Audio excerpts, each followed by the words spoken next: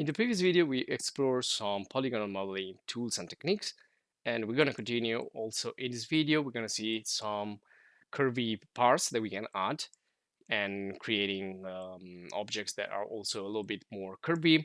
But we also saw already that we can use the bevel modifier to add some curviness to walls and to other objects in the scene.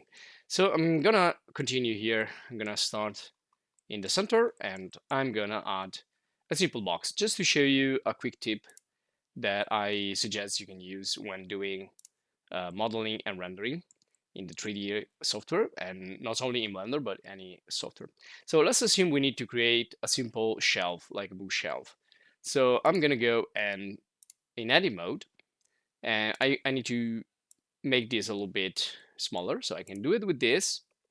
In edit mode, I can just edit the faces, or I can simply go here and adjust the dimensions right here. And you can see that once we change the object into edit mode, this is going to behave a little bit awkward. So my suggestion is every time you see something strange happening, let me also show you here. If I, instead of using edit mode, if I use the scale like this to create a shelf, there you go. You can see that we changed the scale. So we are affecting the initial object. So every time you are good with the transformation, remember to go to Object, Apply, and do Scale in this case. So every time you do some transformation, try to fix those transformations to the object in order to keep them right there. If you don't do this, you can encounter problems. So let me just go back and show you again. So the thing I want to show you here is to do a little bit of chamfering or filleting in the edges, in the corners. So to do that, I will go to edit mode and I would add the bevel. So if I add the bevel here, you can see that it's going to behave strangely. That's awkward, it's not good. So we fix that problem again. If we go back in object mode and say object, apply, scale, or sometimes you can do all transforms. So this is a really important and hidden tip that you need to do every time if you feel something is not going right, if you see some problems. So if you go back now to edit mode and you bevel again, you can see that it works definitely better.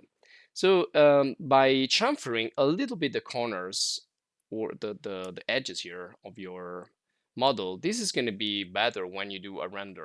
I'm just going to make some copies here, just go back, do Control C, Control V a couple of times, just to copy this and to show you some difference. I'm also deactivating the snaps up there. So this is the standard one, and this is going to be the one that I'm going to bevel. So I'm going to add just a simple little bevel right there. In nature, we don't have sharp corners like this. We always have a little bevel. Even if it's natural, it's going to be a little bevel. And sometimes it's like for safety reason, that we have a little chamfering or beveling in furniture.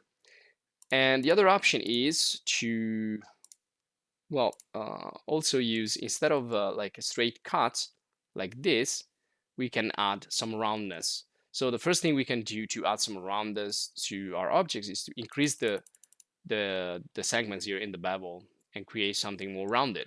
But this is way, let's say, softer than the other ones. And let me turn off the wireframe visualization here. So I'm going to go to wireframe and I'm going to turn off this.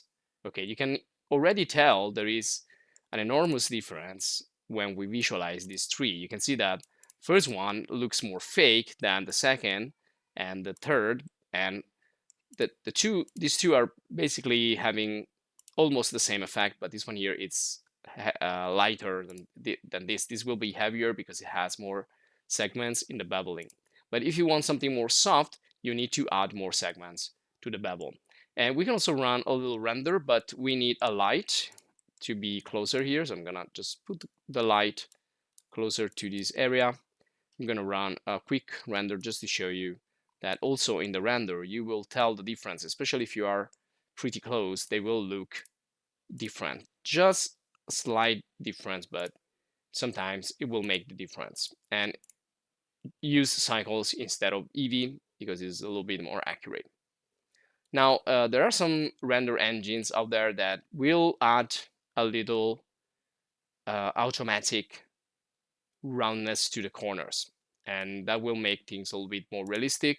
But if that doesn't happen, you need to do it manually using the model itself. Now, also in Blender, we saw that when we visualize here using the solid visualization, we can go in this menu, we can activate cavity, and cavity immediately adds, you can see also here in the first one, a little bit of, you see that little chamfer, little bubble in the corners, making them look more realistic. And in general, it will add that to every object in the scene, making them a little bit more, 3D and more realistic. Now I'm going to create another box, and let's proceed with the next tool here in the edit mode. So we're gonna see the rest of the tools here in the toolbar.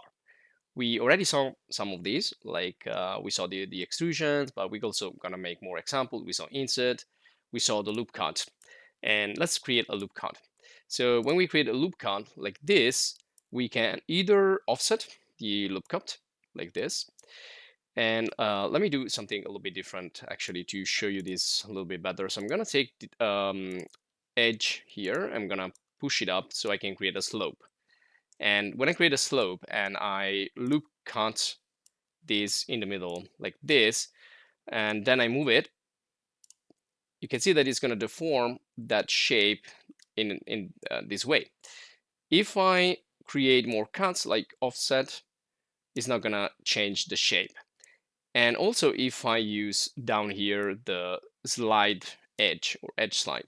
So if I slide this edge, you can see it's not gonna affect that shape. If I wanna slide the entire loop, I need to hold the Alt key and click. So it selects all the loop right there.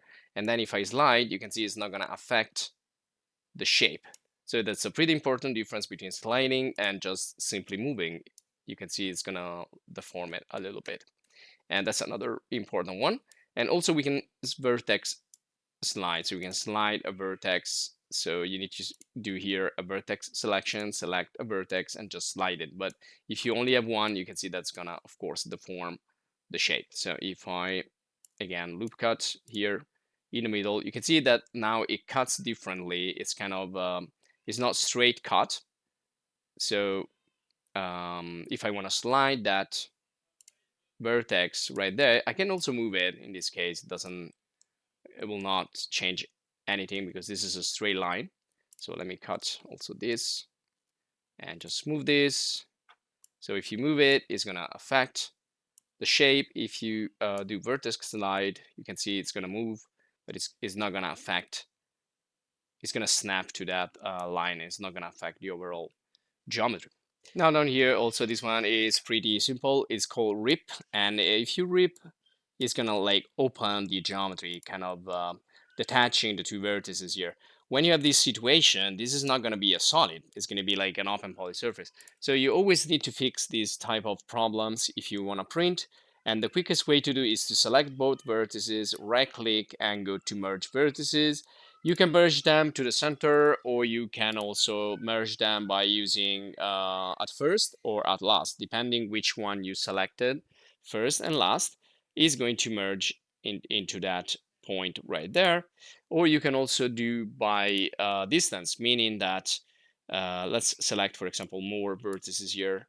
And if I right click and merge vertices by distance, the more you increase the distance here, the more is going to merge vertices together, and you're gonna lose the initial shape. So here I just need to, you can see, increase the distance until those two are merged, and that's the way to fix an open